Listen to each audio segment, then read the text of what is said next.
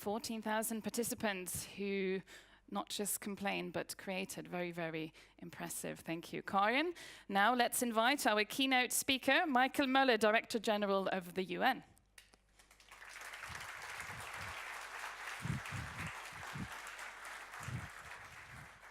Thank you very much. Bright lights. Good morning, everyone. Ladies and gentlemen, it's a real pleasure to be with you in Stockholm today, and thank you very much to the Foundation for the invitation. I really appreciate this opportunity to exchange thoughts with you about the global challenges, the global governance challenges that we are facing, and the role of the United Nations and its partners in that structure. And I very much like the way in which the Global Challenges Foundation has framed our discussion, namely as a focus on shapes, which is to say as a focus on structure. The shape of a system determines the outcome it achieves.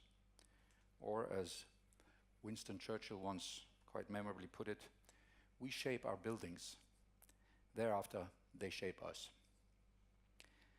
But what are we really talking about when we talk about the shape of global governance? To explore this, I'm going to ask three questions. One, how should we understand current structures of global governance? Two, how has the world changed since the structures were first established, and are they still fit for purpose? And three, what are the solutions? What is the best way forward? If we start with the first question, it's helpful to note that there is no single uniform or coherent shape of global governance. Rather, there are different intersecting layers. Global governance structures are like the United Nations itself, which the late Columbia law professor Louis Henkin described as a, quote, multifaceted body where no view permits seeing it whole and in detail at the same time. The first layer is the one that most people think of when they hear the word global governance. It's the layer that is often judged against the yardstick of the quote-unquote world government ideal. For the United Nations, it's the layer most closely associated with the Security Council and its 5 veto powers, the only political organ that we have of the UN that can take legally binding decisions that affect our peace and security across the world. Today, it's a truism to say that the Security Council has fallen short of our aspirations and often even failed to meet our expectations. Deadlock and division, stalemate and standstill, these are some of the words that a quick Google search will suggest when you start typing the word Security Council. And all of these are fair associations, but also quite a one-sided view. For there are instances in the past 70 years, certainly, where the Security Council has shown what it is capable of. I'm thinking, for example, about the early 90s, when Saddam Hussein's Iraq invaded Kuwait. The very same day, the Security Council adopted a resolution demanding the unconditional withdrawal of Iraqi forces. Within a few days, it instituted sanctions. And after Saddam Hussein did not comply, it authorized a military coalition to use all necessary means to compel Iraq to do so. And after a successful military action, it established the terms of the ceasefire. All of this, of course, is in stark contrast to 2003, when the Security Council failed to reach consensus, with ramifications that are reverberating to the present day. More recently, I'm thinking about the impact of the Security Council on opening up a path for peaceful denuclearization of the Korean Peninsula. As our Secretary General, Mr. Guterres, has observed, it was the unity of the Council that was able to come together and to have a very strong and meaningful sanctions that made North Korea realize that it was necessary to come forward and enter into dialogue with the international community. These examples do not excuse the countless instances where the Security Council failed to act. But they do show that even at the most ambitious level of global governance, there are instruments and organs that can and should be meaningful, and have been certainly in the past. And global governance is more than abstract aspirations for world government. It is also very much about the nations of the world coming together to diffuse regional and local crises, to safeguard peace and establish security wherever they are under threat. Which brings me to the second layer of global governance. And a good example to explore this is by looking at our peacekeeping operations in the United Nations. Again, the blue helmets are not the world's armed police, and much less a global army. They are, however, quite a remarkable enterprise of multilateralism and international solidarity. Last month in Liberia, we closed the third successful UN peacekeeping mission in West Africa. 20 years ago, the region was in free fall, with civil wars raging in Liberia and Sierra Leone. These countries were close to failed states. Their economies had disintegrated, nearly a third of the Liberian population was displaced, an estimated 80% of women and girls experienced conflict-related sexual violence. Today, with the support of UN peacekeeping operations, we see peace and stability taking hold. Civilian institutions have been restored, hundreds of thousands of displaced persons have returned home, and schools have reopened. Peacekeeping missions are often high risk and take place in crisis contexts where there is, in fact, little peace to keep. Some of them have challenges, which regularly and rightly are highlighted by the media. But it's more difficult to highlight and to make public what peacekeeping has achieved, because that may be things that did not happen. Preventing death and destruction, stopping crisis from escalating. It's always hard to prove a negative. And you could be forgiven for not fully appreciating that. After all, you rarely read about it in the newspapers or see it on the news. News is about things that happen, not about things that don't happen. And this highlights a key point. The benefits of the existing multilateral system are rarely recognized, and its achievements are seldom spoken of. But they have very real and tangible effects on every person on the planet. Indeed, they combine to produce the absolutely incredible human progress we have witnessed in the last 70 years. Just think of this. If you had to choose a moment in history in which to be born, and you didn't know ahead of time who you would be, you didn't know whether you were going to be born into a wealthy family or a poor family, what country you'd be born in, whether you were going to be a man or a woman. If you had to choose blindly what moment in history you would want to be born, I submit to you that right now would be the best time to choose.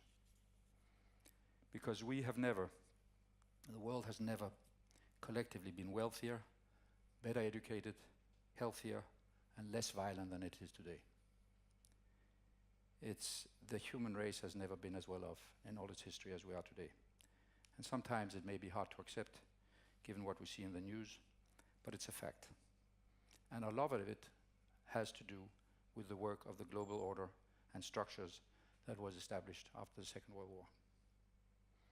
And this brings me to the third layer of global governance, the behind-the-scenes actions, if you will, of the various funds, the programs, specialized agencies that make up the United Nations and its many partners.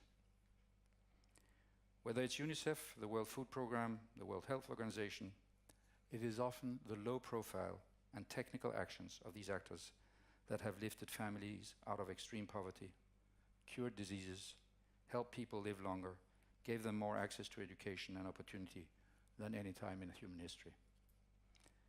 And it's not only the developing world that benefits. For example, did you know that you are 96% less likely to die in a car accident in Europe than you were 70 years ago? This is not just the upshot of seat belts and airbags.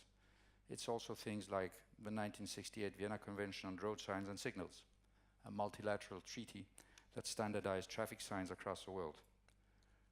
It may be, and it is certainly less grandiose an action than world peace, but that too is global governance. And exploring the different layers of global governance, I may have taken a more positive stance than you would expect, and maybe a little defensive in viewing of the existing system.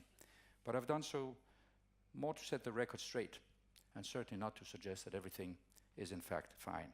Indeed, there is quite a lot that could and should be changed. We're talking about risks.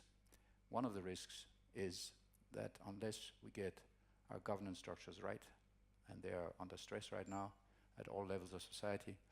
A lot of that well-being that I have just mentioned to you is going to be lost, or at least partially lost, and that would be a huge pity, to put it very mildly. And that,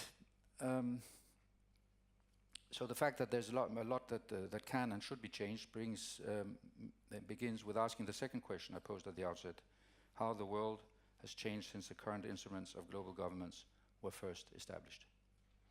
And I would highlight two aspects to compare and to contrast how they looked in the past versus how they seem today. First, the distribution of power, and second, the nature of the challenges that we're faced with. The settlement of the 1940s that created much of what we today consider a global governance architecture was an achievement of design, an accommodation to circumstances, and an adaptation to events. Its establishment coincided with the emergence of the Cold War, the bipolar confrontation of two global superpowers. The Cold War's fault lines were hotly contested, but the geopolitical landscape was otherwise neatly bifurcated into the West's blue states and the East's red states. There was hardly a local conflict that was not a proxy for hegemonic confrontations, hardly an instance where diplomacy did not adhere to the strict logic of bipolarity. Comparing now and then is instructive because it shines a light on a critical development, that is the dramatic diffusion of power. If in 1969 Henry Kissinger could still declare that the axis of history starts in Moscow, goes to Bonn, crosses over to Washington, and then goes to Tokyo, this historical cartography today seems hopelessly out of date. But it's even more than just a proliferation of mid-level states that act increasingly autonomously from the big powers.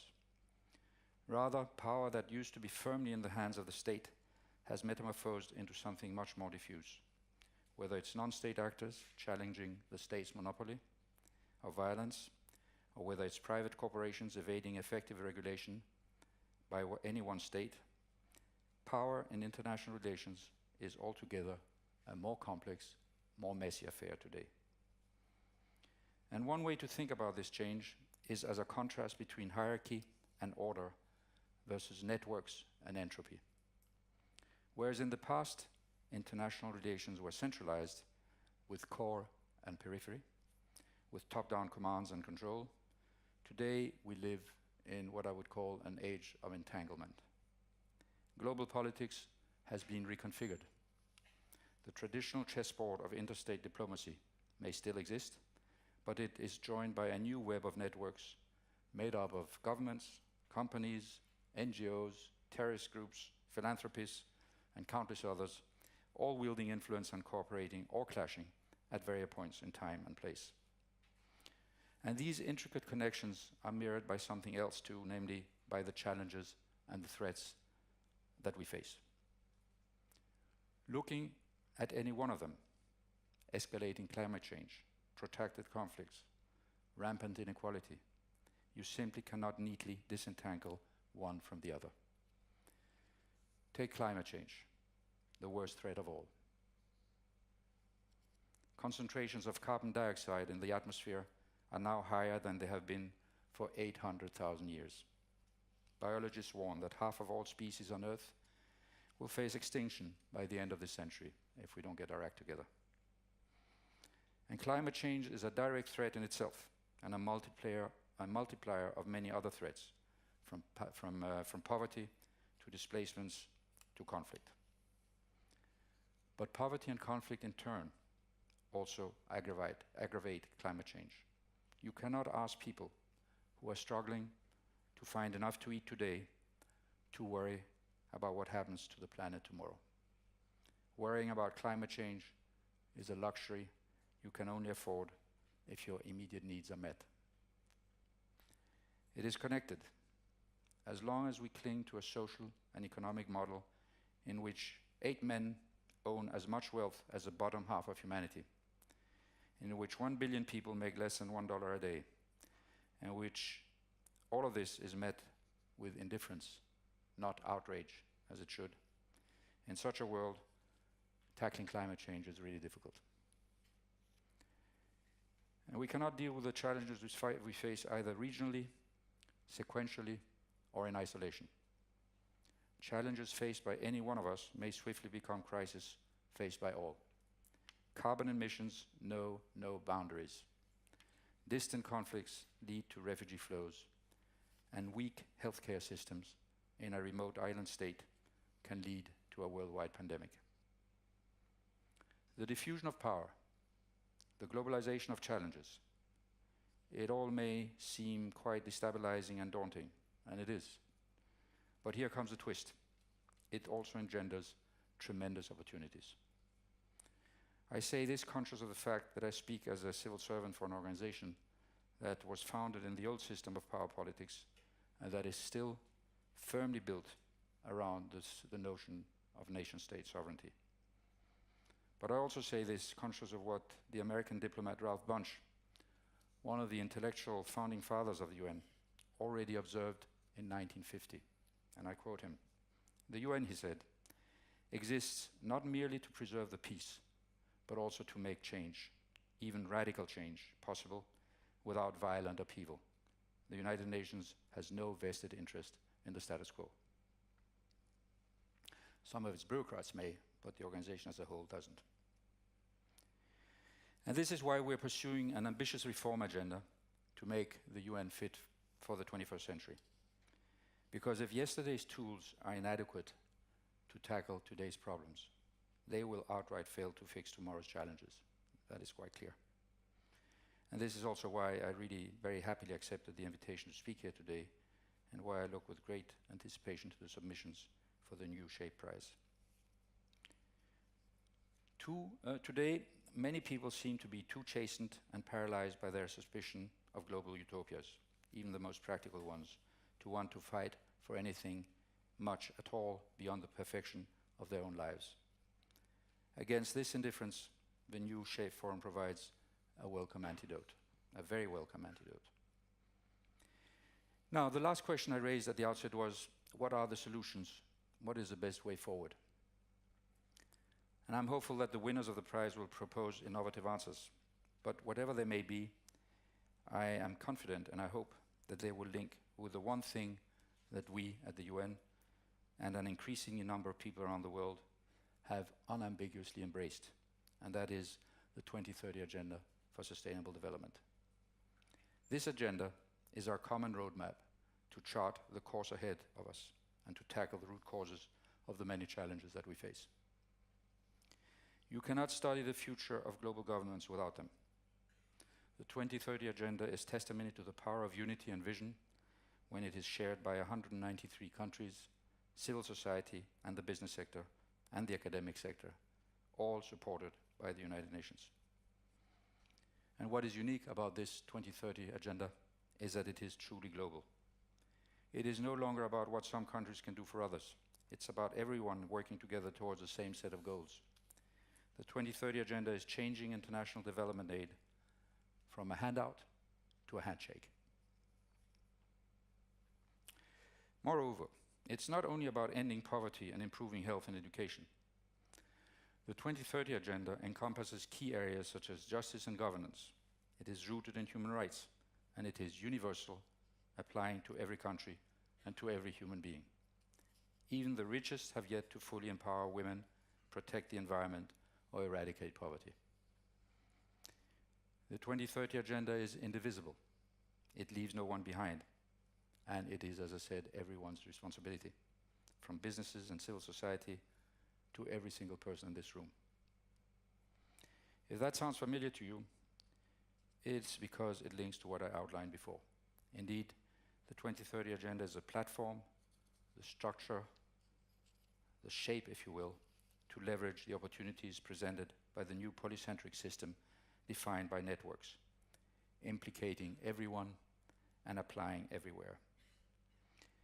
If a challenge of our time is too much short-sightedness and too little inclusion, the 2030 Agenda takes an integrated, long-term view focused on preventing conflicts rather than firefighting them.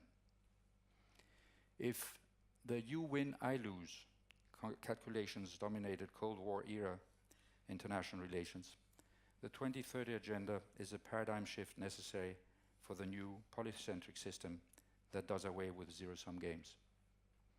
The new logic is simple and powerful. If the threats are existential, if power is dispersed and challenges are global and interlinked, then we really are all in this together, and no one wins unless everyone wins. We now live in a global village, and the United Nations is a global town hall, a safe space to look for solutions and to reach a better understanding of each other, because we're better together than we are separately. The years and decades to come will test our civilization like no other. We are the first generation that can end extreme poverty, and the last generation that can curb climate change. Think about it. It's quite a responsibility. And we face a stark choice. If we cling to an economic and social model that drives exclusion and environmental destruction, people die, opportunities are missed, the seeds of division and future conflicts are sown, and the full force of climate change becomes ever more likely. Or we create another world where we consume sustainably, where gains are distributed fairly, where the digital revolution benefits not just the fortunate few, but lifts the fate of the many, where companies care about all their stakeholders, not just their shareholders. We have the means and the skills to create such a world. In fact, I would even argue that we have most of the global governance structure in place, subject to successful reforms. But we can only hope for success if every single one of us contributes. That is what will make or break our whole endeavor. Thank you very much.